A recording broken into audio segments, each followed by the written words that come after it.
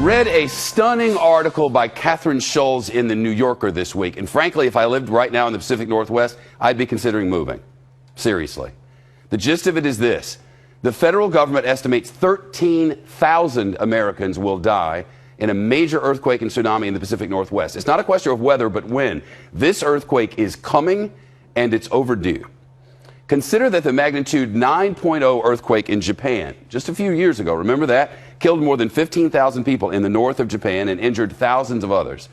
Seismologists say that the quake that will strike on our Pacific Northwest coastline should be even stronger, at up to a 9.2.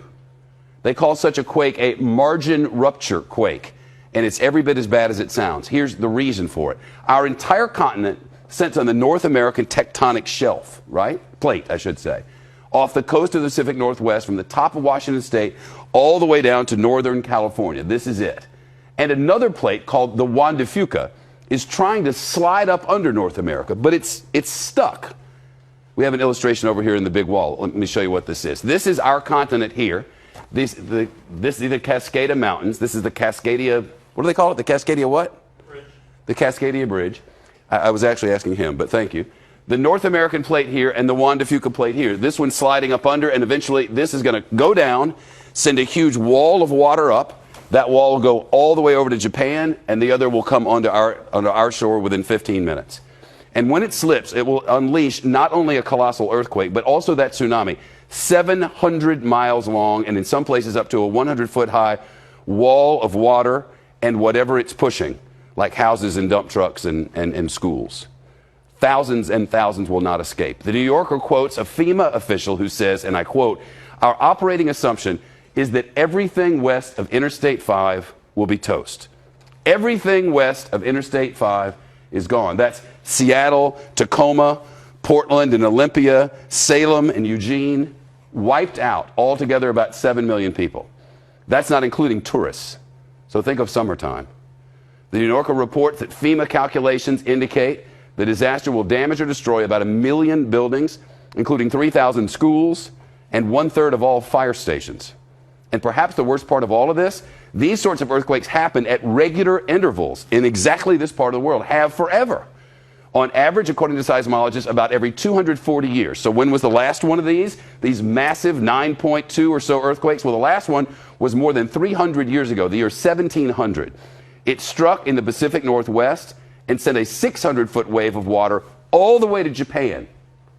So right now, on average, the Pacific Northwest is decades overdue for the really, really big one.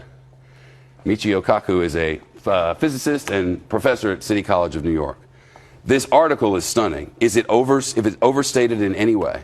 No, the Cascadia Fault is an earthquake waiting to happen. We know it's going to happen with an energy 30 times the maximum energy of the San Andreas Fault. So Hollywood has us brainwashed into thinking the big one is going to be in California. No, the Cascadia Fault would pack energy 30 times the energy that the San Andreas Fault can muster. The article speaks of a liquefaction of the earth, that part of the earth will turn to liquid. That's right. We're talking about major energy surges inside the ground that'll cause it to liquefy. We've seen that in Japan. We saw that at Fukushima, and it's almost like quicksand. One day you're walking on solid ground, the next you're falling right into a quicksand. This earthquake would last 4 minutes or more, the rattling and the shaking, and then within 15 minutes they estimate this wall of water. In the entire inundation zone, you could have water up to 100 feet high. That's right. And in the inundation zone, we have 70,000 people that have almost no clue as to what could happen. You know, in Japan, you have to live with earthquakes every day. Children go through tests and drills. People are conscious of this. But in the Pacific Northwest, it barely rates on the radar screen. There's something that happens before the shaking that we can sense, sensors can pick up. That's an early warning system that they have all over Japan, especially in the north and in the Tokyo area. They've been trying to get it pushed through, look for money for it in the Seattle-Tacoma area, nothing. That's right. Before the earthquake actually hits, there's a compression wave that is detected by animals, for example. Animals start to act very strange, and we've seen that happen before earthquakes. And then a minute, 2 minutes later, boom, you head for the hills because there's nothing left to do except to go to high ground.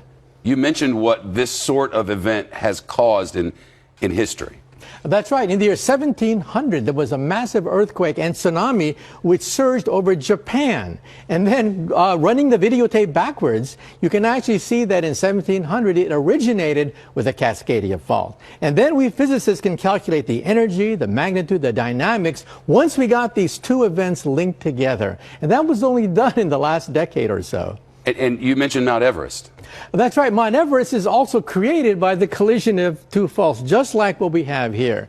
The one fault going under, the other fault going over, and that created the Himalayan mountains. That created Mount Everest. That's the power packed by the subduction zone earthquake. Okay. Averages of when things are going to happen are really not very reliable. I think they used by example, the difference between 4 and 6 is 2. I forget exactly how they did it. But we can't be sure exactly when this is going to happen, but we're positive it's going to happen. If you lived in the Pacific Northwest, you had little kids, would you live there? I'd think twice. I would have to drill them just like what they do in Japan, be part of their life in terms of having an emergency kit, where to go in case of an emergency, what to do, what frequencies to go to, and so on and so forth. And by the way, we know that this is going to happen because by simply drilling into the seafloor, we can see evidence of ancient tsunamis going back 10,000 years. And we've There known have been that how many over that period? 41, which means that the time between the cycles is about 240 years. Wow. And it's been 315 years since the last big one. Now, of course, this is not rigorous, it's not absolute. But according to this figure, we could be overdue for another big one. Yeah, by many decades. It's nice to talk to you. Thank you. Really weird and scary. That's right. And, within the lifetime of some of our viewers, they may see Seattle and Portland destroyed. It's a great article at the New Yorker. It's in this month's edition, and spectacularly well written. And the facts that go along with it they're really sort of mind-numbing. See you soon. Thank you.